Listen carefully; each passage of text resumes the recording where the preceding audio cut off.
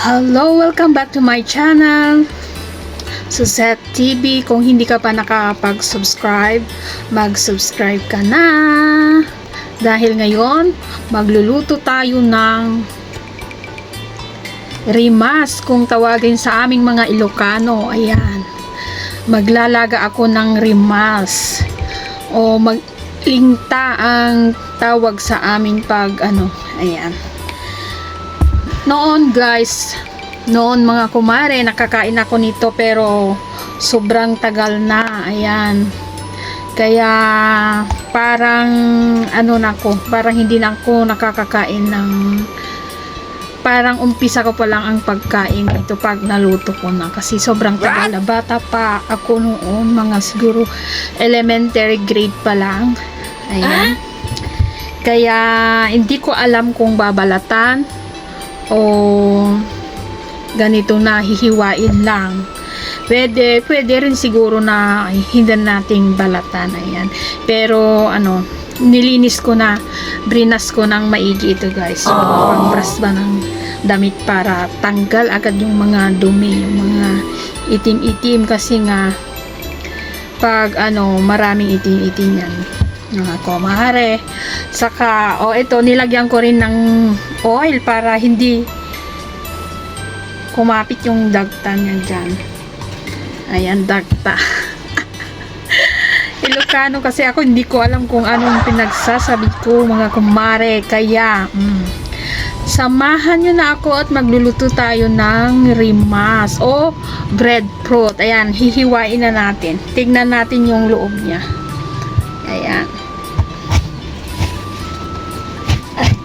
Tigas. Ayan mga kumare, puti. Para siyang pakak yung nilalagyan ng gata na ulam. Ayun. Pero hindi ito niluluto ng ulam guys, kasi nga breadfruit siya. Siguro ayun, pwedeng na lang, hiwain na lang natin ng ganun. Ewan ko kung paano. Baka okay na yan. Ayan, hiwain na natin sa dulo-dulo. Pwede rin natin balatan na siguro para kain na lang mamaya. Ayan. Para matanggal na rin yung mga sira-sira. Ayan. Sige, balatan na lang natin. Kasi pati yung mga kasama ko, hindi pa sila nakakain nito. Sabi ko sa kanila, sige mamaya makakakain na rin kayo. Masarap ito. Ayan. Ito yung ginagawa rin na nilupak. Yan. Pwedeng gawin nilupak. Tapos lagay natin uli sa tubig para hindi siya mag-black. Ayan. Babalatan ko na lang. Para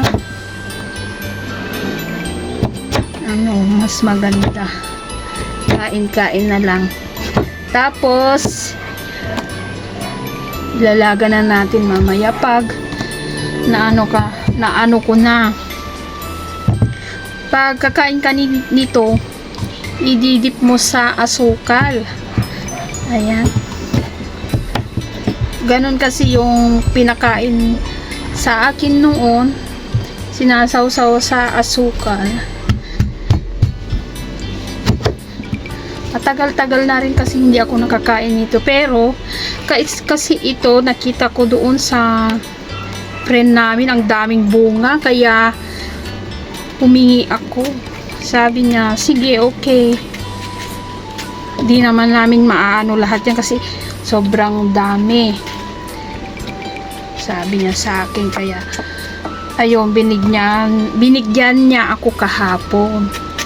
Kaya ito, salamat at binigyan niya ako para makatikim uli ako ng rimas. Ayan. Diba? kahit wala kang tanim. Kahit di ka bibili, makakahingi ka naman sa probinsya.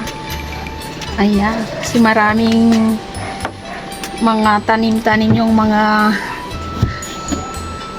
neighbor. Ayun. Nakahingi ako ng 3. Ayan, 3 piraso. Pero itong isa, medyo malaki. Yung dalawa naman maliliit siya. Ayan. Mamaya papakita ko ang pagpapakulo nito. Babalatan ko muna. Ayan. Babalatan ko muna mga kumare ha. Mamaya. So, ayan. Tapos ko nang nabalatan at nahiwa ko pa ang aking kamay. Parang kulang pa. Ayan. Nahugasan ko na kanina ito at isang ano na lang. At ilagay na natin sa kaldero. Ayan. O yan. Parang marami tayong kakainin ngayon. Ayan. Rimas. Rimas ng buhay ko. Ayan. Marami nga isang kaldero. Malaki-laking kaldero rin to. Dito ko talaga nilagay sa malaking kaldero para mapakuluan ng bonggang bongga. Ayan. Ayan oh. Lalaki pa ng hiwa ko. Ayan. So, ayan mga kumare. Titignan na natin. Ayan oh. Kita nyo ba yan kumare? Oh. Kumukulo na siya. Tignan natin. Buksan natin ang ating kaldero mga kumare.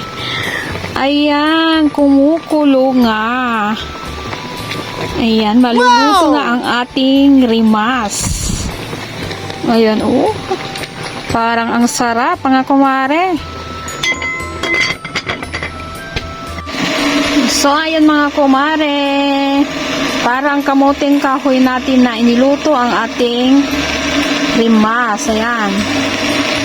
Oh, napakaganda ang kanyang kulay at siguradong masarap ito. Ayan. Ayan guys. Excited na akong tumikim ito. Ayan, naluto na. Bago natin ipatikim sa aking mga kasamahan sa aking trabaho, ayan, ako muna ang titikim sa niluto ko. Maglalagay tayo ng asukal.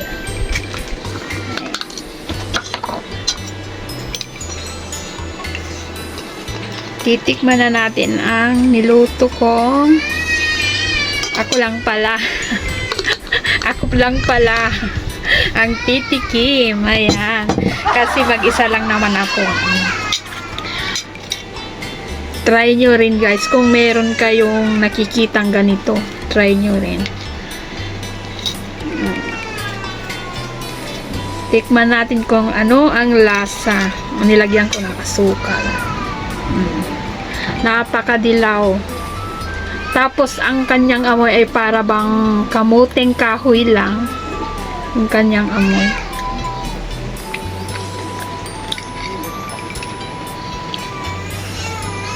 Oh, ayun, masarap nga. Ang lasa nito ay parang kamuting kahoy rin. Masarap ito din na linupak. Ayan.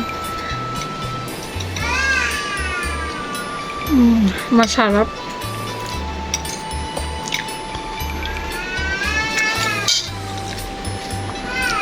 Masarap. Tingnan nyo. Nahiwa ko yung kamay ko kanina sa pagbabalat ko. Pero okay lang at makakain naman ako ng rimas. Ang sarap.